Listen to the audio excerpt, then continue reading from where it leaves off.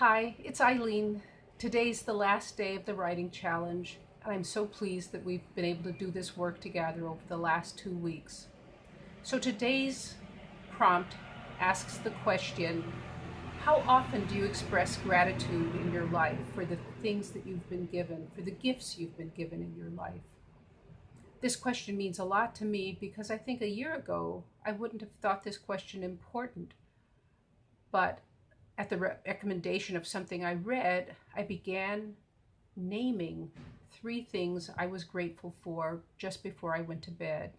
And lo and behold, I began to sleep more deeply, I began to feel more peaceful, and I actually would wake up more refreshed, and I would still have these thoughts of what I was grateful for in my head. And it helped me go about my day still carrying those thoughts. I am using um, one of these, gratitude. I'm using one of them as a part of my webinar series that I'm working on that'll begin next Thursday, July 6th. In fact, I've named the webinar series Grit, Grace, and Gratitude, 3 Gs to Great Health. And the reason I've named that is because I feel like grit, grace, and gratitude are tools for life that our grandmothers and our mothers handed down to us, but which we're not using as effectively as we might in terms of making our health a priority. So I really want to focus in on these tools for life. Um, and I especially am interested in them because what I see around me is that these tools, rather than being ones that we can claim from our own, the heritage of our own families and parents, they've been expropriated. They've been used for advertising. They've been used for research by other people. In some researchers that I've read are encouraging upper class children to show more grit in their lives, in their life efforts, as if that were something that they need to be concerned about. I see grit being written on t-shirts as if that were something that you could just, as if grit were for sale. So I want to reclaim these 3 tools for life, these approaches that our great grandmothers, our grandmothers, and our mothers used to get over, to get by, to survive. Um, it's important that we reclaim these tools and that we reclaim them in order to make our own health a priority.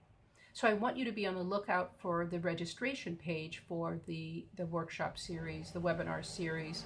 And I'm hoping that it will, if I can get all the technology organized, then I'll be ready to go Thursday evening.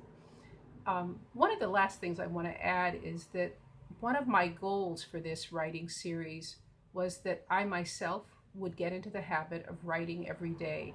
And it's been such a pleasure for me to have this writing time, have this conversation with you. And so I want to thank you, each of you who's participated, but also to thank you as members of this Women of Color project. I had a long conversation with a friend this morning, and she'll know who she is, about how she sees the epidemic of poor health for women of color around her in Northern Virginia.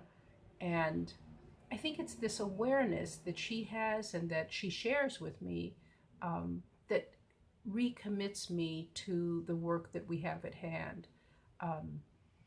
So part of the gift has been for me the gift of writing, and part of the gift that I hope you share with others is to help turn around at little step by step our efforts to improve outcomes for women of color, to improve health outcomes for women of color. So as you go about thinking or writing in response to today's prompt, I'm sure you'll think of family, friends, maybe your work community.